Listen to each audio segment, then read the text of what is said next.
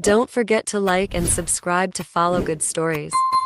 One morning, as Rudy's was bringing breakfast to the two masters, she overheard the maids whispering, "Is Our Lady really like that?" One of them said, following the hushed murmurs. It was a group of maids talking among themselves. "She seems to be a much better person than we thought," one maid said. Another agreed. "Yes, I was so scared when I heard that the eldest daughter of the Duke was coming to live here. You know, some nobles punish their servants so severely that it leaves them bleeding just for spilling something on their clothes. I was so worried, not knowing what kind of person she would be." Someone else chimed in excitedly, "I love how the castle looks now. I can't believe that Our Lady managed to change so much all on her own." Everyone nodded in agreement, looking thrilled. "I even heard that the lady asked Sir Ruth to revive the willow tree in front of the hall," another added. Before the conversation could go further, a sharp voice cut through. "The idea that the lady actually cares about Anatol. I'm suspicious." It was a harsh tone, and the maid continued sarcastically, "I doubt she'd have even bothered coming here if the Lord hadn't slain the dragon." Another maid quickly warned, "Anne, watch your mouth." But the bold maid Anne wasn't deterred. "What? I'm not wrong. The lady has been married to our Lord for 3 years already. What did she do while he was away, huh? Think about it. No noblewoman of such high status would willingly live in a backwater place like Anatol." Seeing her friend's boldness, one of the maids stifled a laugh and teased, "Oh, Anne, you say all that, but you still use the finest fabric the lady gave us to make your new clothes." Hearing this, Anne's face flushed bright red with embarrassment. So what? You expect me to keep wearing that old ragged outfit forever?" she stammered, trying to save face. "Whatever. I was just saying, no need to get all serious. Besides, it's warmer this winter because of it, and that's thanks to the lady." All right, another maid said, cutting in. "If you've got time to sit around gossiping and waving your hands, then hurry up and get those clothes sewn. Stop wasting time." This wasn't the first time Rudy's had overheard such praise for the lady. When the lady arrived at Anatol a few months ago, there had been a flurry of mixed opinions about her. Many doubted her a noblewoman of such high birth coming to live in such a rustic place. Some thought someone like her wouldn't care much for the territory while the Lord was away. Their caution towards someone they didn't know well was understandable. Only a few had shown goodwill toward her from the beginning. But over time, the lady's care for the castle and the visible changes she brought began to speak for themselves. As the people of Anatol grew to appreciate and love her, the servants in the castle gradually let down their guard. Rudy's respectfully bowed. "Lord Riftan, my lady, I have brought you breakfast." Maxie's soft voice called out after her, "Ah, see, come in." Rudy's froze for a moment, stunned, before breaking into a warm smile at her mistress. Truthfully, the Lord's deep affection for his wife had influenced her greatly. He cherished her like a precious gem, even amidst the overwhelming responsibilities of managing the territory. No matter how busy Riften was, his gaze always seemed to follow the lady. All the servants in the castle had noticed it. Although the lady still seemed unaccustomed to his attention, she didn't appear to dislike it either. Rudy's hoped the days in the castle would remain peaceful, with the lady by their side.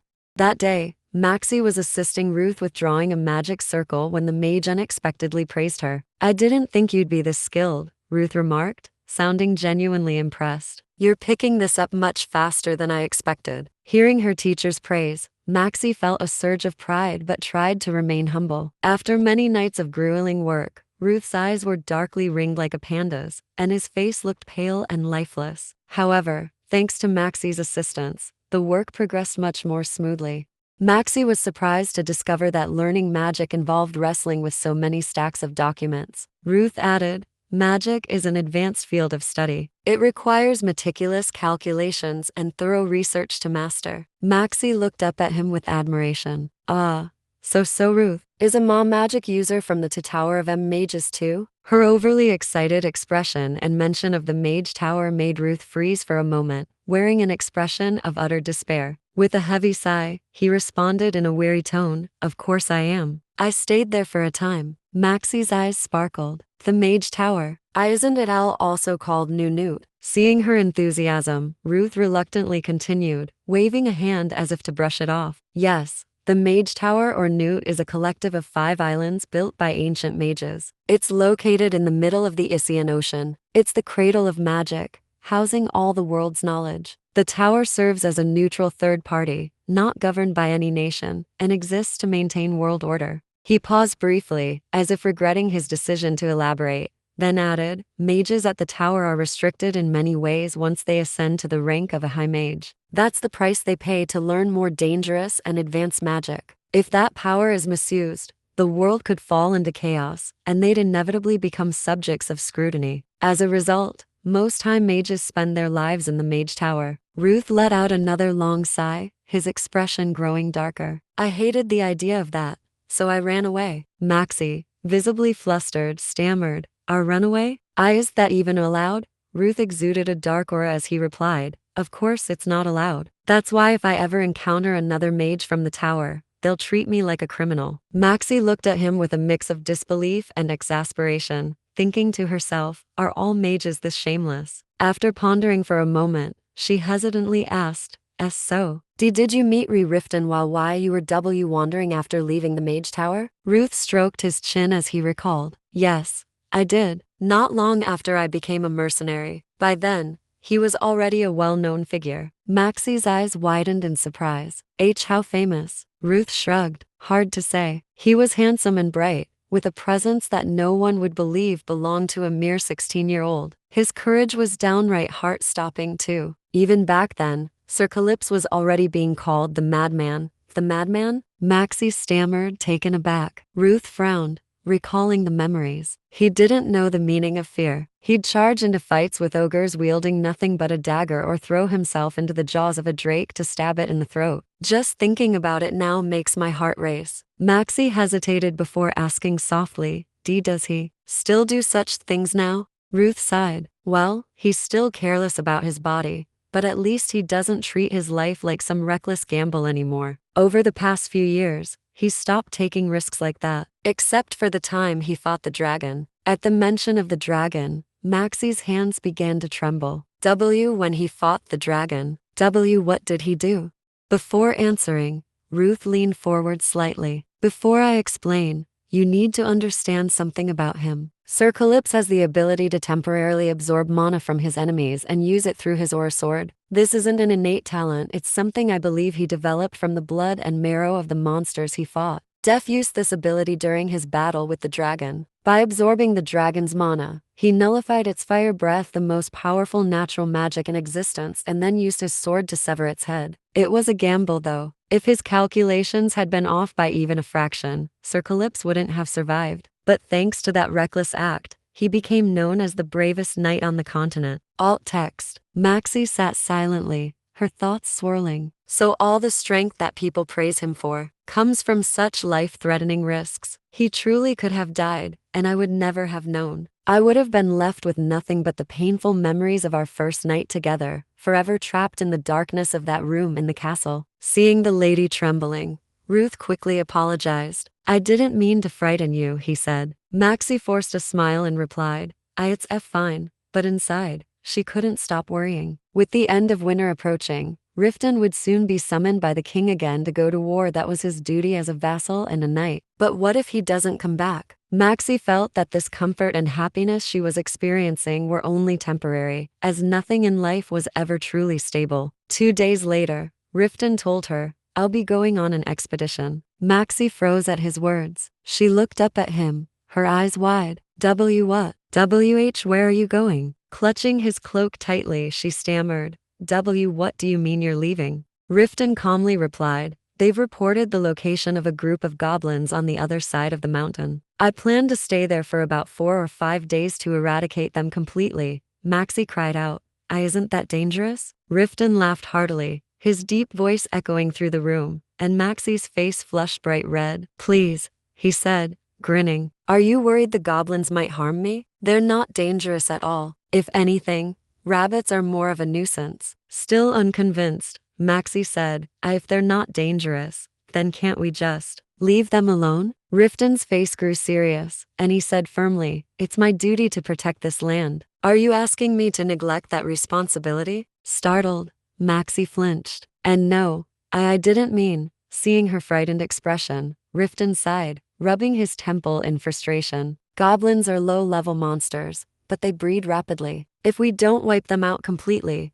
they'll multiply and become a serious threat. My job is to prevent that from happening. Hearing his explanation, Maxie stood there, looking remorseful. Riftan, seeing her guilt-ridden expression, ran a hand through his hair and groaned. I wasn't trying to scold you, he said. He extended his hand toward her. Come here. Maxie's cheeks turned crimson as she quickly ran to him and threw her arms around him. Riftan held her close and reassured her. The new gates have already been rebuilt with steel. Once we receive the reparations from Livedon tomorrow, the prisoners will be expelled from Anatol. Ruth also mentioned that the magical tools would be completed tomorrow. So, even if I leave the castle for a few days, there won't be any problems. You don't need to worry, all right? Maxie nodded reluctantly, showing her agreement. I don't like leaving my warm bed to sleep on cold, hard ground either, Riftan said with a teasing smile. But it's something I must do. Maxie shut her eyes tightly, trying to accept the situation,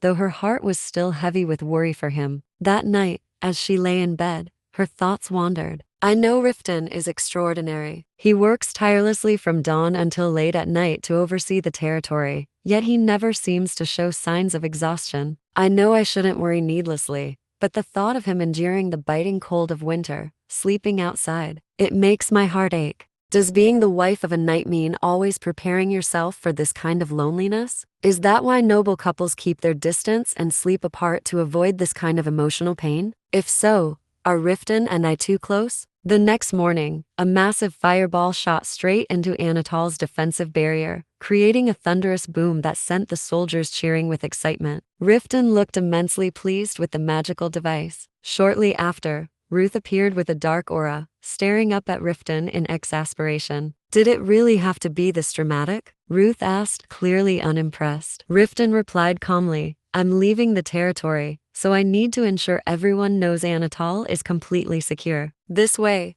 no one will dare to invade. Maxie, overhearing their conversation, quickly understood. The flashy display wasn't just a test of the magical device, it was meant to reassure the people of Anatol. She glanced back at the enormous device, which was about the size of a pumpkin, marveling at its power. Can that thing really unleash such incredible strength? Maxie asked, her curiosity piqued. What's it made of, Ruth? She added. Ruth replied, it's made from the bones of a basilisk. Be bones?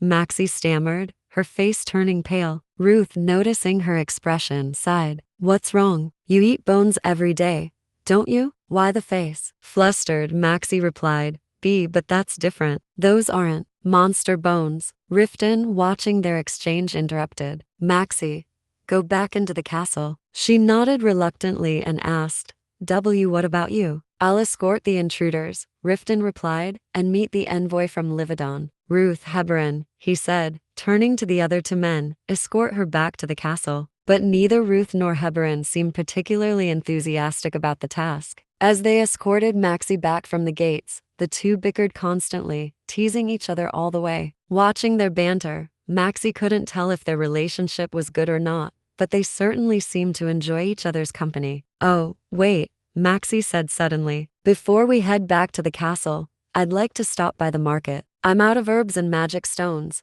and I haven't had time to restock them. Heberin grumbled. Why don't you take care of personal errands like this during your own time? He suddenly glanced at Maxie, staring intently at her.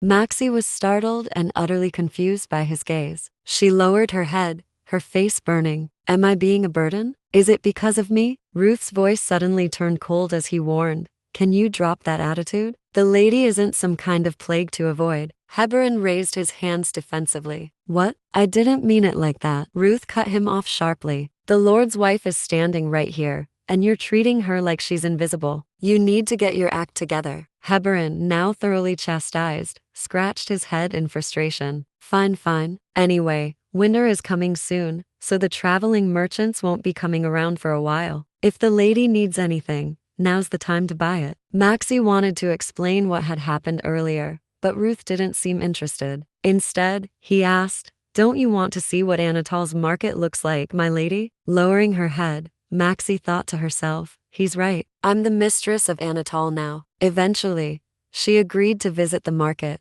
After spending some time there, Ruth's arms were filled with items they had purchased, and his cheeks flushed pink with excitement. Despite clearing out all the merchant stock of herbs and magic stones, he happily remarked that, while the quality wasn't the best, they were still worth using. Suddenly, Maxie remembered something. Oh, that merchant earlier. Why did he weigh your silver coins? Ruth replied, to check if they were genuine. Lately, there have been scammers shaving coins to create counterfeit ones. Shaving coins? Maxie exclaimed, her eyes wide with surprise. Ruth explained, if they collect a lot of coins, put them in a basket, and shake it repeatedly, gold dust will fall off. They gather the dust and forge a new gold coin. Repeating this process many times wears down the coins, creating a noticeable difference in weight. But there's no need to worry, he added confidently, holding up one of his coins. Most of my coins are freshly minted. Look at these sharp edges. As Ruth proudly displayed his pristine coins, Heberin grumbled about his stinginess. Meanwhile, Maxie noticed something that caught her eye. What is that? She asked, her curiosity piqued. On the display table was an object that looked like a multicolored cord. Maxie was about to ask Ruth about it when she realized he had disappeared without a trace. Her face froze in panic, thinking she'd been left behind, but then a large figure loomed toward her.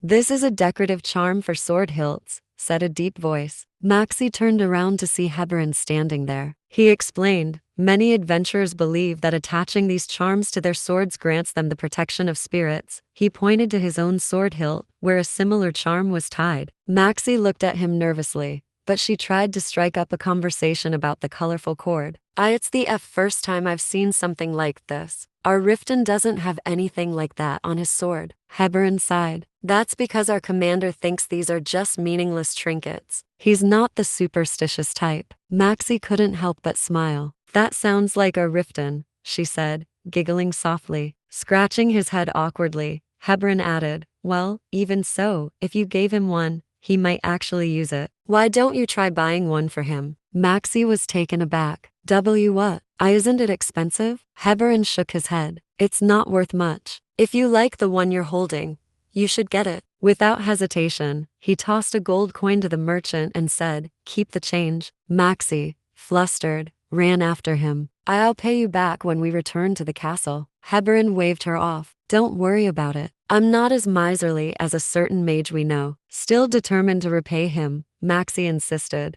but Heberin didn't seem to care. Instead, he loudly called out for Ruth, who ignored him completely. Maxie, now overwhelmed, could only stand there, tears brimming in her eyes. The three of them eventually made their way back to the castle. Along the way, Heberin proudly shared that the upcoming expedition would include himself, Gabelle, and a few knight apprentices. Ruth smirked. Well, I guess the castle will finally be a bit quieter then. His blunt remark instantly irritated Heberin. You little, he growled, glaring at Ruth. The two immediately launched into a heated argument, bickering as they walked. Maxie, caught between them, could only break into a nervous sweat as their voices grew louder and more animated. After a while, Heberin turned back and spoke confidently. This time, we'll clear out that mountain and be back in no time. Then, we'll train as loudly as possible next to your tower, Ruth. How about that? I'm heading off to prepare my gear. Ruth retorted sarcastically. Don't get yourself beaten up by the goblins. Maxie, who had been silently following behind, witnessed their entire exchange. She could sense a very familiar and warm atmosphere among them. Turning to Maxie, Ruth said, I'm heading back to get some rest. That magical device had me living like a bat for days. And thank you for your hard work, my lady. Without your help, it would have taken me another 3 or 4 days to finish it. Maxie replied, I am just glad I could help. Ruth grinned mischievously. Well, then, I'll be sure to bring you the joy of helping me again sometime soon. Maxie hesitated, feeling a sense of foreboding. What do you mean by that? Ruth waved her off. Come on, let's head back. Smiling, Maxie agreed. She silently promised herself that one day, she would be able to share that same warm camaraderie with everyone. To stand beside Riftan, laughing and talking freely with all of them, what would that feel like? To be welcomed and accepted by everyone? The next day, Riftan personally combed Maxie's hair and even braided it for her. All done, he said, stepping back. Maxie, feeling deeply happy, thanked him. Thank you. But I could have done it myself. Riftan kissed a strand of her hair and said, I won't be able to hold your hand in the days to come, so I'll enjoy this while I can. He looked up at her and asked with a teasing smile, "So, how's my handiwork?" Maxie blushed and quickly kissed him on the cheek. Riftan froze, completely still. That's a thank you kiss," Maxie stammered, turning her face away in embarrassment. Letting out a resigned sigh, Riftan wrapped his arms tightly around her. "What am I supposed to do with you? You make it so hard for me to leave." Standing nearby, Rudy's watched the affectionate couple in silence, like a statue. Riftan leaned his forehead against Maxie's and whispered, "Wait for me until I return." But then he mumbled to himself, clearly frustrated, "I wish I could stay with you longer, but if I delay any more, I'll be late." Just as he turned to leave, Maxie hesitated before speaking up. I bought this yesterday at the market." She pulled out a small item. Her cheeks flushed bright red. "As Sir Hebron said that if you tie it to your sword hilt, you are receive the protection of spirits. So, well, Hebron paid for it, but I picked it out myself. It's not anything as special, but," she trailed off, biting her lip. If you don't like it, you don't have to use it." Riftan's voice was steady as he said, "Give it to me." Before Maxie could fully react, his large hand had already reached out and gently grabbed hers. Her eyes widened as she noticed his ears had turned bright red, and the color was quickly spreading to his face. Riftan peeked at his wife through his fingers before pulling her tightly into his embrace. "Thank you," he murmured. "I'll cherish it. I'll return soon, so please wait for me." Maxie's eyes welled with tears, and she nearly burst into sobs. "If I'd known, I would have prepared a better gift," she thought bitterly. "He's a hero praised by everyone, and yet he's so happy with something as small as this." Snuggling into his chest, she whispered, "Why you take care, and come back to me soon." She silently vowed, "I'll give him so much more in the future. Everything I can give him, I will." 2 days after Riftan's departure, the first frost settled over Anatol. While Maxie was sewing, Rudy's noticed her staring blankly out the window. With a sigh, Rudy's broke the silence. "The castle is so quiet now, isn't it, my lady?" Startled, Maxie blinked and turned toward her. "Why yes, the frost has covered the entire garden. It feels like the castle has fallen into a winter slumber." Rudy smiled gently. "Winter in Anatol isn't as harsh as in other regions since we're in a valley. The weather here is much milder. Please don't worry too much, my lady. The firewood and winter clothing are almost fully prepared. I heard that in 3 days, all the servants will be given their winter attire. It's all thanks to your careful planning." Maxie blushed, clutching the fabric tightly in her hands. I didn't do much," she stammered, her cheeks turning red as she bit her lip. "But I'm glad we managed to finish on time." Rudy's let out a relieved sigh. Since the Lord left, her mood hasn't been great, but at least it seems to be improving now. She began tidying up the room to prepare for lunch. "I heard today's lunch will be sausages with green bean soup. For dessert, there's pumpkin pie drizzled with honey and cinnamon." Hearing this, Maxie's spirits lifted immediately. Suddenly, there was a knock at the door. "My lady, I apologize for disturbing you, but the mage has urgent business and asked to see you." Maxie quickly stood up. "See, come in." Ruth entered, the atmosphere around him heavy and tense. Did something happen?" Maxie asked nervously. Ruth's expression was grim. "At dawn, monsters climbed the walls and infiltrated the barracks." Maxie's breath hitched. Monsters? The knights and guards have suppressed the monsters, but we've suffered heavy casualties. We need additional help, so please select around 15 or 16 servants from the castle, my lady. Also, we'll need to gather supplies for treatment as quickly as possible since the area is far from the market," Ruth explained urgently. "What we need most right now are clean cloths, pots for boiling water, wooden splints, needles, and thread. We also need herbs and food supplies." Maxie felt a wave of anxiety but quickly turned to Rodrigo, signaling for him to purchase everything they needed. She considered calling for assistance from the temple, but Ruth interjected. "There aren't any priests around here who can use holy magic. Anatol has been isolated for a long time. It's only in recent years, with Sir Calypso's growing renown, that a priest was even sent here. There's no way we'd have a high-ranking cleric." Hearing this, Maxie grew even more concerned. "Does that mean," she stammered, "that you're the only one in Anatol who can use healing magic?" Ruth snapped his fingers, breaking her train of thought. "My lady, save the worrying for later. Right now, You need to mobilize the servants. I'll take care of the herbs and bring them with me. Maxie nodded firmly. I understand. I'll start preparing right away. A short while later, Ruth appeared, carrying a massive bundle of herbs. He stopped short, his eyes widening in surprise. My lady, are you planning to come with us? Maxie hesitated. Is it all right? Would I just be a burden to everyone? Ruth shook his head. Not at all. I'm just surprised, that's all. It would actually be very helpful if you came along. Now please, get on the wagon. Maxie's face brightened. All right. The wagon began its journey toward the barracks. As they rode, Ruth suddenly remembered something. My lady, he asked, have you ever treated injured people before? Maxie shook her head. And no, I haven't. Ruth pondered for a moment before handing her 2 pouches. Here, take these. Maxie hesitated, looking at the pouches in confusion. What are these? These are hemostatic powder and antidotes, Ruth explained. The scene at the barracks is going to be chaotic, so it's best if I explain how to use them now. The red pouch contains the hemostatic powder, and the black pouch has antidotes. When using the hemostatic powder, you must first remove any clothing around the wound. Clean the wound with water, then apply the powder. Once the bleeding stops, bandage it with a clean cloth. If the wound becomes swollen, turns purple, or if the injured person develops a fever, give them the herbs from the black pouch. Sometimes the claws or fangs of monsters carry toxins, and if treatment is delayed, it could be extremely dangerous. Maxie hesitated and asked,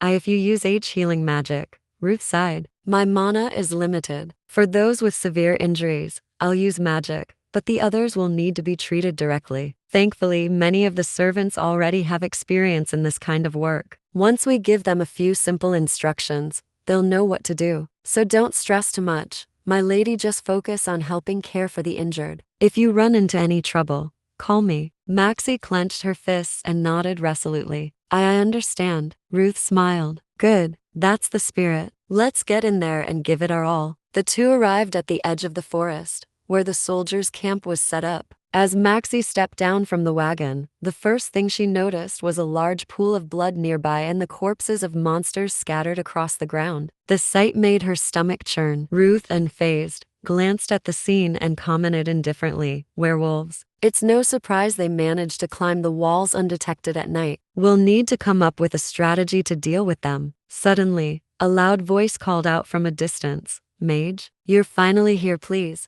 This way. What's going on? Ruth asked, turning to the soldier who had approached him. Sir Ricardo's been injured his shoulder. The soldier replied urgently. Hearing the situation, the group quickly made their way to provide aid. Ruth glanced back at Maxie and said, you remember everything I told you, right? First, have the servants boil plenty of hot water. We'll need a lot of it. Maxie, though nervous, followed his instructions diligently. Glancing at the 2 pouches strapped to her waist, she gathered her courage and issued a command. Everyone, bring clean cloths and bandages. Follow me into the camp. A short while later, Maxie found herself standing in the middle of chaos. Her face turned pale as she took in the horrifying scene before her. Blood was everywhere, soaking the floor. Soldiers groaned in pain as they were treated, and frantic voices shouted instructions. Press down here hard. Damn it, we're out of bandages. Someone get more. The air was thick with the metallic stench of blood,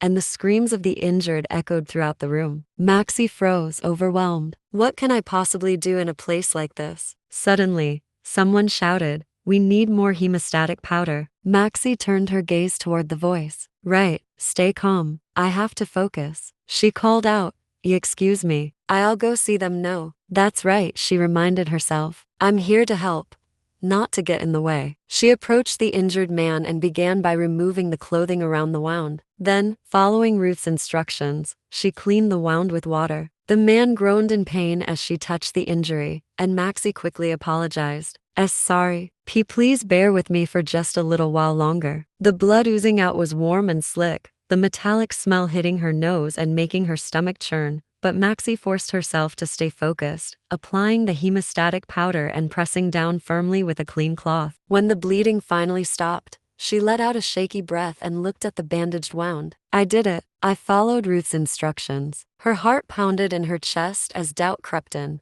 Did I do it correctly? She glanced around and noticed that everyone else was treating the patients in a similar manner. That gave her some relief, and she moved on to another injured soldier. But this one made her freeze in her tracks. His broken bone was sticking out of his skin. Maxie's mind raced. What do I do? Should I call for Ruth? She glanced over and saw that he was still busy treating Sir Ricardo. I'll just clean the wound for now, she thought, steeling herself. As she reached for water, a voice stopped her. Don't touch him, my lady. She immediately recognized Ruth's voice and turned toward him, her face filled with relief. This kind of injury requires resetting the bone first, Ruth explained, but it'll be hard to do it alone. Can you help me? Maxie nodded firmly. Why, yes, of course. With a sharp crack, the patient screamed in agony as Ruth reset the bone. It's done, Ruth shouted. Now, my lady, hold him down like this while I start the healing spell. The soldier thrashed and struggled in pain, but Maxie gritted her teeth and clung to him tightly. It was no easy task, and she squeezed her eyes shut,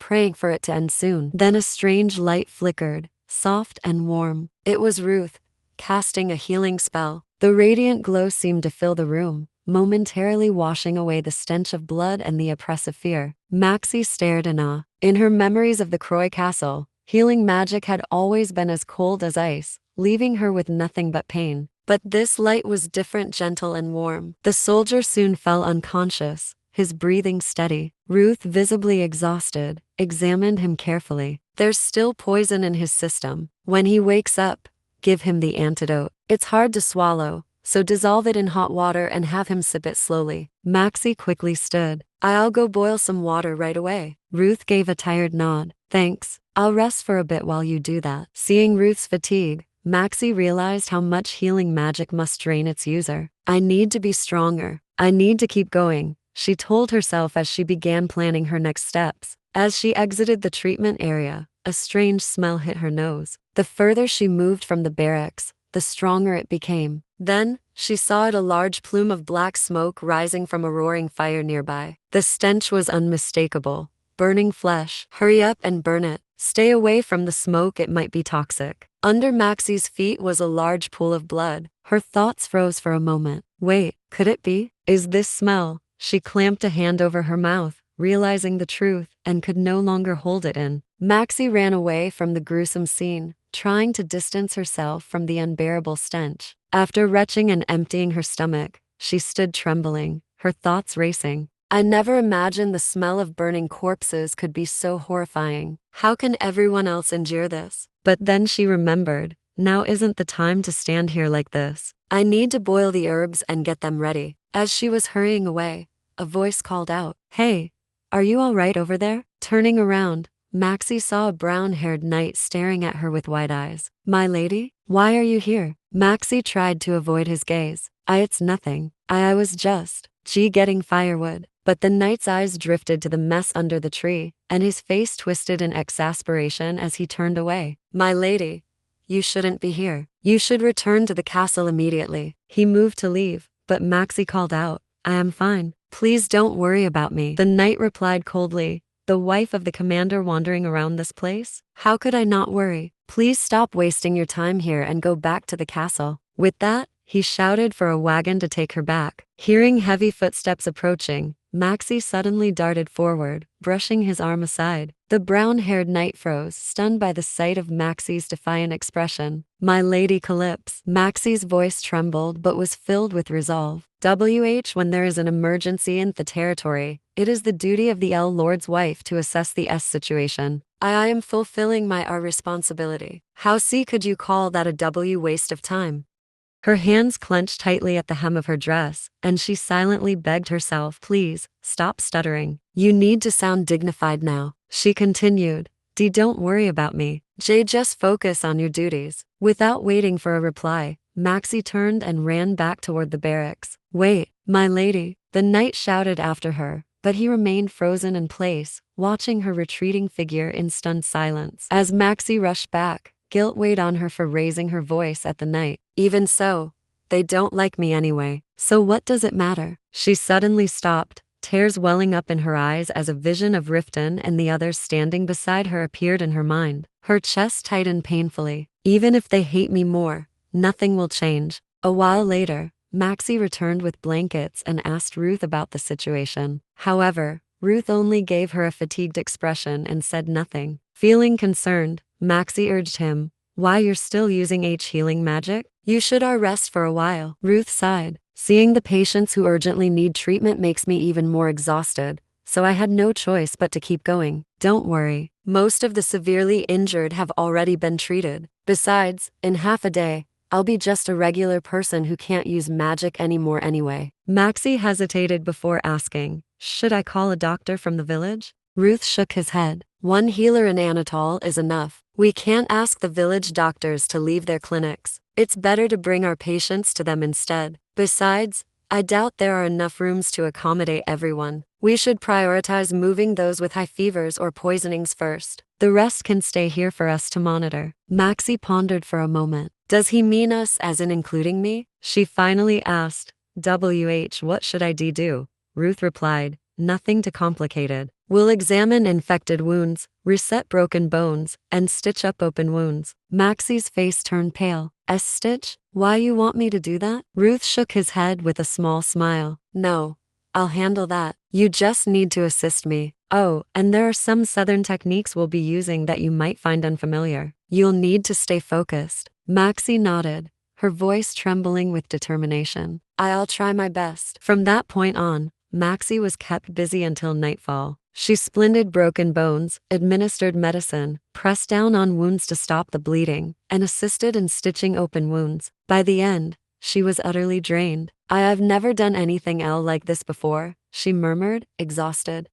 Can't believe I managed it." Ruth, though tired himself, had been patient and thorough in teaching her. Maxie realized how much she had learned under his guidance. As she quietly reviewed the southern healing techniques Ruth had shown her, she couldn't help but be impressed. "I had no idea he knew so much." "My lady Maxie," a voice called out. Maxie turned around in surprise. It was the brown-haired knight from earlier. He approached her with a bowl of steaming soup, his expression filled with awkward guilt. "Please have something to eat, my lady," he said. "It's rabbit stew. It's not as good as the food in the castle, but it's the best we have for now." Maxie blinked in surprise at the sudden change in his attitude. She was about to decline, but her stomach growled loudly, betraying her. Flushing red, she remembered that she hadn't eaten anything all day. Embarrassed, she took the bowl hesitantly and muttered a shy "thank you." The knight replied with a small smile, "It's nothing, my lady. Please eat it while it's still hot."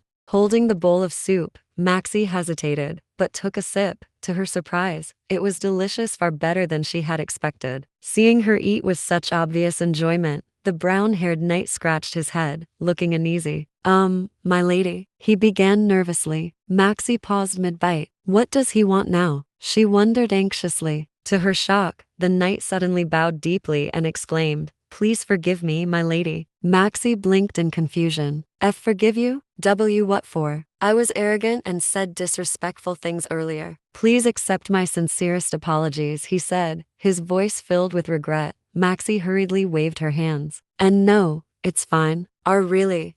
I should be the one apologizing. I was too sensitive." But the knight interrupted her. "No, my lady, you have nothing to apologize for. I was the one who overstepped. You didn't deserve such treatment." Maxie's cheeks flushed slightly at his earnest words, feeling a little flustered. Is this what it feels like to be looked at in a kinder light? She thought, unsure how to respond. Both of them stood there, awkward and embarrassed after their exchange. Suddenly, a voice broke the silence. "Sir Elios?" They froze and turned to see Ruth standing nearby, his expression grim and suspicious. "What's going on here?" Ruth asked, his tone sharp. Maxie stammered, "And nothing." Sir Elios was just, but the brown-haired knight interrupted her again, speaking bluntly. "I was apologizing to the lady for my earlier rudeness." Ruth raised an eyebrow, clearly confused, but he let the matter drop. Instead, he said, "Anyway, the knights just returned from their scouting mission. They've confirmed there are no more werewolves in the area. My lady,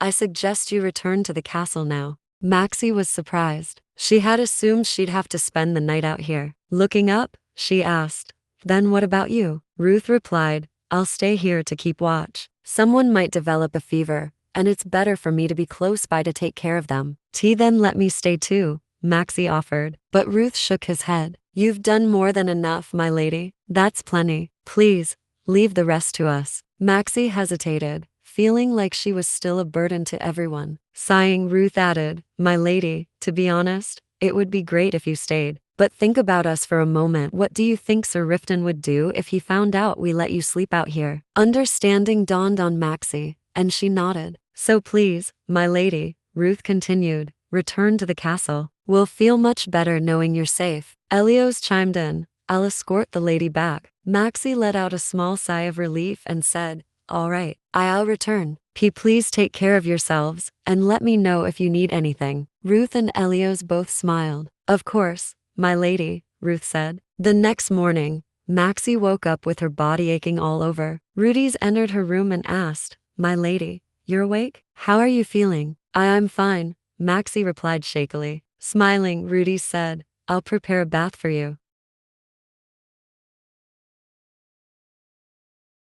After bathing, Maxie made her way to the library. Since the castle's restoration, the library's curtains had been drawn back, allowing sunlight to brighten the space. It felt much more welcoming now. She was there for one reason, to study and learn more about healing. Ruth's words echoed in her mind. Anatol has been isolated for a long time. It's impossible to have high-ranking clerics here. In half a day, I'll just be an ordinary person who can't use magic. One healer in Anatol is enough. We can't ask the village doctors to leave their clinics. Maxie realized that with so many monsters in the area, situations like yesterday's could happen at any time. While searching for books on healing, she noticed a stack of books Ruth had left behind. Flipping through one, she was thrilled to find exactly what she needed. Encouraged, she continued searching the shelves and stumbled upon a peculiar book. Ancient language, she muttered. Could this be about ancient healing magic? Muttering to herself, she began translating the text from the old language into the common tongue. I never thought hiding in the library as a child would end up being so useful, she mused. A glimmer of hope sparked in Maxie's mind. If I can learn all of this, could I at least help everyone, even just a little? First things first, I need to read through all these books. I'll write down the ancient words I don't know and try to figure them out later. From early morning until late at night, Maxie buried herself in the pile of books. Many of the ancient words were unfamiliar to her, and the healing methods described were vastly different from Ruth's. Frustrated, Maxie let out a long sigh. Despite her diligence throughout the day, it felt like she had gained little from her efforts. Still, if there were another healer besides Ruth, everything would be much easier, she thought. She knew learning this would be difficult, but the strain of reading all day had left her eyes dry and tired. Gathering the books into a stack, Maxie decided to take them back to her room to continue studying. There might still be some useful knowledge hidden in the books. I haven't read yet, she told herself. Walking down the hallway with the books in her arms, Maxie sighed deeply. I know someone like me learning healing magic probably won't make much of a difference, but I can't stand this constant worrying. I truly want to help people, to share the responsibility that comes with being Riftan's wife. I'm not the noble and lovable lady he thinks I am. When he discovers the truth, the love he's given me might disappear like an illusion. Her steps faltered as her thoughts grew heavier. But even if my efforts are small, if they're enough to allow me to stay in this barren land, then, even if he ends up hating me, I hope he'll still let me remain by his side. How can I find a place for myself that won't waver, no matter what happens? Maxie closed her eyes, her heart aching. I wish he would hold me tightly. If only all these insecurities could disappear. In the following days, Maxie continued tirelessly going in and out of the library, her determination unwavering. Her efforts didn't go unnoticed, as Rudy's began to grow concerned. My lady, Rudy said gently, I'll prepare some light snacks for you, all right? Maxie glanced up briefly. Thank you, Rudy's. But as soon as she replied, Maxie quickly turned back to her books and hurried away. Rudy's watched her retreating figure with worry. The lady has been neglecting her meals these past few days. She really shouldn't be pushing herself so hard and risking her health like this. In the library, Maxie was diligently jotting down notes on a piece of paper. However, after a while, she let out a long sigh, her frustration evident. I've been studying these books for days, but the number of ancient words I don't know keeps increasing. And although I've discovered several healing techniques, more than half of them are nothing new. Will I ever learn something truly useful? While she was lamenting, a strange noise caught her attention. followed by a familiar voice. My lady? It was Ruth, who looked utterly puzzled to find her there. Maxie panicked and stammered. I was just looking at some things. When did you get here? What about the injured? Ruth replied nonchalantly. I returned last night. All the injured have been treated. He then noticed Maxie trying to hide something and raised an eyebrow in curiosity. What's this? My lady, are you trying to learn healing techniques? Caught. Maxie fumbled for words. This is just. She glanced at Ruth nervously and explained. These things might happen again. So, I thought, if I could learn even a little, it might be useful. Ruth hesitated for a moment, then broke into a grin. What a commendable thought, my lady. Without waiting for her permission, he leaned closer to see what she was working on. Maxie flushed with embarrassment and irritation, but she couldn't stop him. One of these days, she thought indignantly, I'm going to teach him a lesson. Who does he think he is, meddling with a lady's belongings without permission? Suddenly, Ruth's expression shifted to surprise as he asked, wait a minute, my lady, can you write in the ancient language? Maxie froze. Well, I learned it as a sea child. My father made me memorize ancient poems. Memories came flooding back sharp, vivid, and suffocating. She could still hear the crack of the whip, the harsh reprimands that followed. I gave you a month, and you still can't read it fluently? How dare you disgrace the Croy name like this? The weight of those memories bore down on her, making her hands tremble. I learned it, but I'm not good at it. Noticing her shaken demeanor, Ruth frowned in confusion. Is that so? But your handwriting is remarkably skilled. Maxie flinched at his observation and quickly tried to deflect. I like reading, so I got better at it. Our reading and writing aren't an issue. Ruth narrowed his eyes slightly, scrutinizing her as if trying to decipher something. Ruth held out the piece of paper, startling Maxie. My lady, why don't you try learning magic? He suggested. Maxie froze, both flustered and secretly excited. What? Magic? Ruth suddenly sprang to his feet, his voice animated. That's it. Why didn't I think of this sooner? Instead of learning healing techniques, it would be far better for you to learn magic. If you could use healing magic, it would take a significant burden off my shoulders. Maxie was speechless. Does he have to be so obvious about his motives? She thought, exasperated. Still, the proposal made her curious.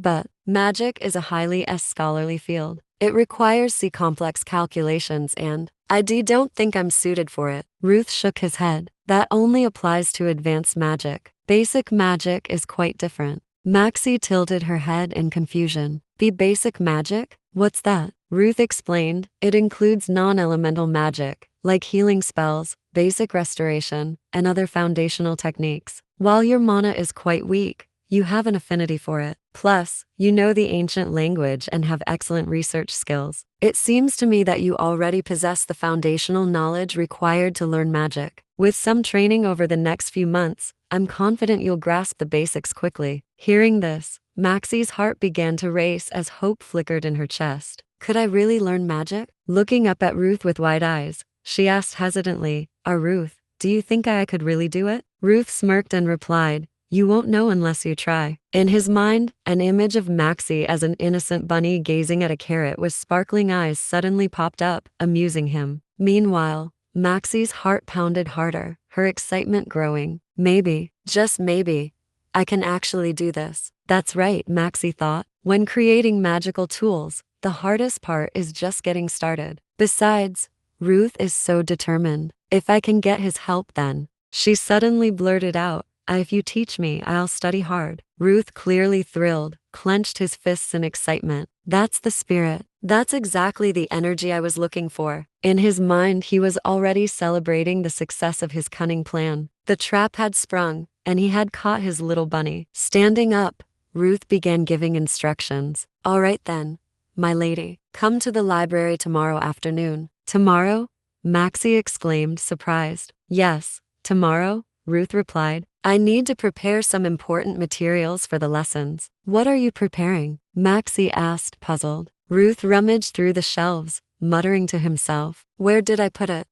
Here it is. He pulled out a stack of heavy books, dropping them with a loud thud onto the table. Maxie stared at their intimidating thickness, feeling as though she had turned to stone. This is terrifying, she murmured. These, Ruth explained, patting the books, are about the principles and concepts of magic. The content isn't difficult. You'll be able to understand everything. Just read them in your free time, they'll be very useful for you. Carefully picking up the books, Maxie thanked him. Thank you, Ruth. It's nothing, Ruth replied nonchalantly. Then, without warning, he grabbed the curtain and yanked it shut with a dramatic flourish. Before Maxie could ask what he was doing, he ushered her out of the library with surprising force. My lady, out you go. No, I mean, please return to your room. I need to rest in a familiar and comfortable place. So, I'll see you tomorrow.